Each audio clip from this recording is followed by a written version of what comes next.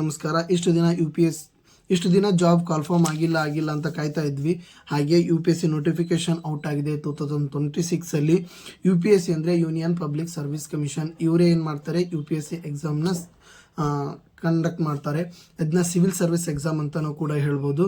ಇದು ನಮ್ಮ ಭಾರತ ದೇಶದ ಅತ್ಯಂತ ಉತ್ತಮ ದರ್ಜೆಯ ಎಕ್ಸಾಮ್ ಆಗಿರ್ತಕ್ಕಂಥದ್ದು. ಈ ಎಕ್ಸಾಮ್ನಲ್ಲಿ ಯಾವುದೇ ರೀತಿಯಾದ ಸ್ಕ್ಯಾಮು ಅದು ಇದು ಅಂತ ನಾವು ನೋಡ್ತೀವಲ್ಲ, ಅವು ಯಾವುದು ಆಗೋದಿಲ್ಲ. ಬಿಕಾಸ್ ಇವರು ವರ್ಷಕ್ಕೊಂದ್ಸರಿ ಕಾಲ್ಫಾರ್ಮ್ ಮಾಡ್ತಾರೆ.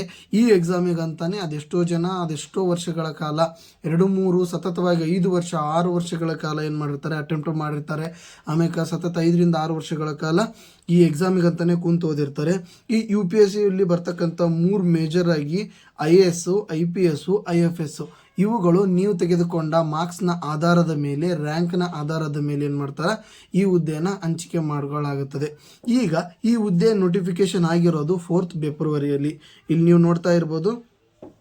ಆರ್ಗನೈಸೇಷನ್ ಯಾವ ಆರ್ಗನೈಸೇಷನ್ ನಡೆಸ್ತಪ್ಪ ಅಂದರೆ ಯೂನಿಯನ್ ಪಬ್ಲಿಕ್ ಸರ್ವಿಸ್ ಕಮಿಷನ್ ಅನ್ನೋ ಆರ್ಗನೈಸೇಷನ್ ನಡೆಸ್ತಾ ಹೋಗುತ್ತೆ.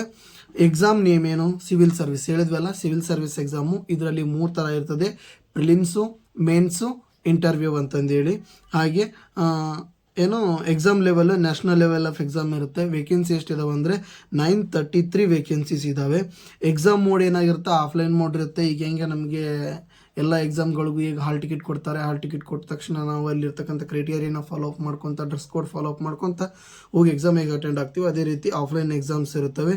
ಕ್ವಶನ್ ಪೇಪರ್ಸು, ಆನ್ಸರ್ಸ್ ಇರ್ತವೆ. ಅದೇ ರೀತಿ ಆಫ್ಲೈನ್ ಎಕ್ಸಾಮ್ಸ್ ಇರ್ತವೆ. ರಿಜಿಸ್ಟ್ರೇಷನ್ ಯಾವಾಗಿಂದ 4th to 24th ಫೆಬ್ರವರಿ. ಇದೇ ಫೆಬ್ರವರಿ 24th, ಇವಾಗಲೇ 24th ಫೆಬ್ರವರಿವರೆಗೂ ಕೂಡ ರಿಜಿಸ್ಟ್ರೇಷನ್ ಡೇಟ್ ಇದೆ. ಎಕ್ಸಾಮ್ ಸ್ಟೇಜ್ ಹೇಳಿದ್ವಲ್ಲ, ಪ್ರಿಲಿಮ್ಸು, ಮೇನ್ಸು ಆ್ಯಂಡ್ ಇಂಟರ್ವ್ಯೂ, ಈ ರೀತಿಯಾದ 3 ಎಕ್ಸಾಮ್ಸ್ ಇರ್ತವೆ. ಅವು ಎಷ್ಟೆಷ್ಟು ಮಾರ್ಕ್ಸ್ ಇರ್ತವೆ ಅಂತ ಮುಂದೆ ನೋಡೋಣ. ಎಕ್ಸಾಮ್ ಕ್ವಾಲಿಫಿಕೇಷನ್ ಆಗಿರಬೇಕಪ್ಪ ಅಂದರೆ ಗ್ರ್ಯಾಜುಯೇಷನ್ ಅಂದರೆ BSc, BCom, ಒಟ್ಟು ಬ್ಯಾಚುಲರ್ ಆಫ್ ಡಿಗ್ರಿ ಏನಾಗಿರಬೇಕು, ಗ್ರ್ಯಾಜುಯೇಷನ್ ಮುಗ್ದಿರಬೇಕು. ಆಮೇಲೆ ಫೈನಲ್ ಇಯರ್ ಇದ್ದರೂ ಕೂಡ ಬರೆಯೋ ಅವಕಾಶ ಇದರಲ್ಲಿ ಐತಿ. ಇಲ್ಲಿ ಏಜ್ ಲಿಮಿಟ್ ಏನಾಗಿರಬೇಕು, 21 to 32 ಇಯರ್ಸ್ ಏಜ್ ಆಗಿರಬೇಕು. ಆಲ್ಮೋಸ್ಟ್ ಅಲ್ಲೇ ಡಿಗ್ರಿ ಫೈನಲ್ ಇಯರಿಗೆ ಬಂದಿದ್ದಾರೆ ಅಂದರೆ ಅವ್ರಿಗೆ 21 ಏಜ್ ಆಗಿರುತ್ತೆ. ಅವ್ರು ಏನು ಮಾಡ್ಬೋದು, ಈ ಎಕ್ಸಾಮ್ನ ಬರಿಬೋದು. ಎಕ್ಸಾಮ್ ಫ್ರೀಕ್ವೆನ್ಸಿ ಹೇಗಿರುತ್ತೆ ಅಂದರೆ 1 year ಅಂದರೆ 1 year ಎಕ್ಸಾಮ್ ಫ್ರೀಕ್ವೆನ್ಸಿ ಮಾಡ್ತಾ ಹೋಗ್ತಾರೆ. ನೋಟಿಫಿಕೇಶನ್ ಇವಾಗ ಆಗಿದೆ ಫೆಬ್ರವರಿಯಲ್ಲಿ. 1-2 ತಿಂಗಳ 3 ತಿಂಗಳ ಕಾಲಾವಕಾಶ ತೊಗೊಂಡು 2 ತಿಂಗಳ 3 ತಿಂಗಳಲ್ಲಿ ಪ್ರಿಲಿಮ್ಸ್ ಮುಗಿಸ್ತಾರೆ. ಆಮೇಲೆ ಮೇನ್ಸ್ ಅಂತ ಮುಗಿಸ್ತಾರೆ. ಡಿಸೆಂಬರ್ ಎಂಡಲ್ಲಿ ಏನು ಮಾಡ್ತಾರೆ, ನಮಗೆ ಡಿಸೆಂಬರ್ ಎಂಡ್ ಅಥವಾ ಜನವರಿಯಲ್ಲಿ ಏನು ಮಾಡ್ತಾರೆ, ಇಂಟರ್ವ್ಯೂ ಮಾಡಿ ಟ್ರೈನಿಂಗ್ ಕೂಡ ಕಳಿಸ್ಕೊಡ್ತಾರೆ. ಇದರಲ್ಲಿ ಕೆಟಗರಿ ವೈಸು ಎಷ್ಟೆಷ್ಟು ಅಟೆಂಪ್ಟ್ಸ್, ಒಂದು ಅಟೆಂಪ್ಟ್ ನಾವು ಈಗೇನು ಮಾಡ್ತೀವಿ, ಕಾಮನ್ ಎಕ್ಸಾಮ್ ಬರಿತಾ ಹೋದಾಗ ಹಂಗೆ ನೋಡೋಣ ತಗೋ ಅಂತಂದೇಳಿ ಬಂದಿರ್ತೀವಲ್ಲ, ಆ ರೀತಿ ಬರೆಯೋ ಅವಕಾಶ ಇಲ್ಲಿರಲ್ಲ. ಜನರಲ್ ಅವ್ರಿಗೆ 6 attempts ಇರುತ್ತೆ. 6 ಸಲ ಅವ್ರು ಅಟೆಂಪ್ಟ್ ಮಾಡಿದಾರೆ ಅಂದಮೇಲೆ ಅವ್ರಿಗೆ ಮತ್ತೆ ತಿರ್ಗಾ ಅಟೆಂಪ್ಟ್ ಮಾಡೋ ಅವಕಾಶ ಕೊಡೋದಿಲ್ಲ.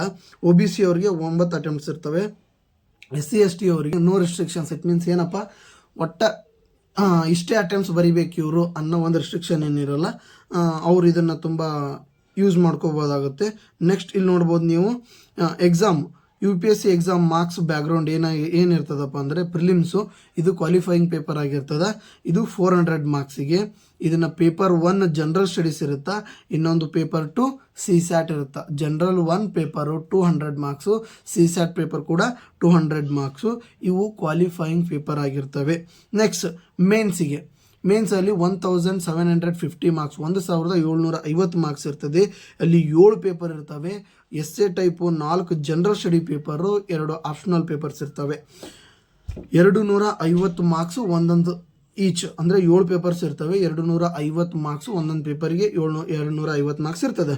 ನೋಟ್ ಏನಪ್ಪ ಅಂದರೆ 2 ಕ್ವಾಲಿಫೈಯಿಂಗ್ ಪೇಪರ್ಸ್ ಯಾವಂದ್ರೆ ಲ್ಯಾಂಗ್ವೇಜ್ ಆ್ಯಂಡ್ ಇಂಗ್ಲೀಷ್. ನೀವು ಯಾವುದೇ ಒಂದು ಲ್ಯಾಂಗ್ವೇಜಲ್ಲೂ ಕೂಡ ಈ ಮೇನ್ಸ್ ಎಕ್ಸಾಮನ್ನು ಬರಿಬೋದು. ಆದರೆ ಪ್ರಿಲಿಮ್ಸ್ ಎಕ್ಸಾಮು ಓನ್ಲಿ ಏನಾಗಿರ್ತದಪ್ಪ ಅಂದರೆ ಇಂಗ್ಲೀಷ್ ಅಥವಾ ಹಿಂದಿಯಲ್ಲಿ ಇರ್ತದೆ. ಇದನ್ನು ಮೇನ್ಸ್ ಎಕ್ಸಾಮ್ ಏನು ಮಾಡ್ಬೋದು, ನಾವು ಕನ್ನಡದಲ್ಲಿ ಬರಿಬೋದು. ಓಕೆನಾ. ಆಮೇಲೆ ಇಂಟರ್ವ್ಯೂ ಪರ್ಸನಾಲಿಟಿ ಟೆಸ್ಟ್ ಇರುತ್ತೆ. 275 ಮಾರ್ಕ್ಸಿಗೆ. 225 ಮಾರ್ಕ್ಸಲ್ಲಿ ಇಂಟರ್ವ್ಯೂ ಅಲ್ಲಿ ನಿಮ್ಮ ಒಂದು ಬುದ್ಧಿಮಟ್ಟಕ್ಕೆ ತಕ್ಕಂತೆ ಏನು ಮಾಡ್ತಾ ಹೋಗ್ತಾರೆ ಅವರು,